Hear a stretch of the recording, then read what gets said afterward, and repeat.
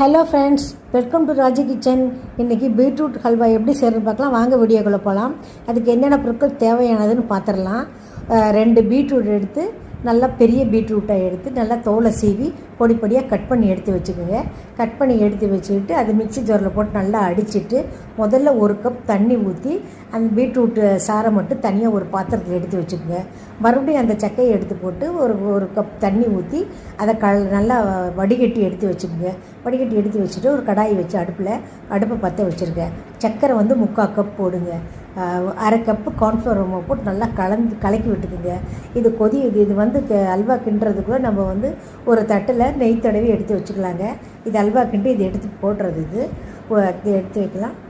இது பார்த்திங்களா, 10 நிமிஷத்தில் கை விடாமல் கிண்டிக்கிட்டே இருக்கணுங்க. 10 நிமிஷம் அல்வா இந்த மாதிரி பீட்ரூட் அல்வா எப்படி வந்துச்சு பாருங்கள், நல்லா வழன்ட்டு. இப்போ 3 ஸ்பூன் நெய் ஊற்றிக்கிங்க. உங்களுக்கு தேவைப்பட்டால் தேங்காய் எண்ணெய் கூட ஊற்றிக்கலாம். உங்களுக்கு எது பிடிக்குதோ அதை ஊற்றிக்கிங்க. இது 1 கப்பு, ஒரு கை முந்திரி பருப்பு மட்டும் பொடி பொடியாக கட் பண்ணி போட்டுக்கணும். 1 ஸ்பூன் ஏலக்காய் தூள் போட்டுக்கிட்டேங்க. போட்டுட்டு நல்லா கலந்து விட்டுட்டு நெய் தடவுற தட்டில் எடுத்து கொட்டிக்கிட்டுங்க. இது 10 நிமிஷத்தில் அல்வா ரெடிங்க.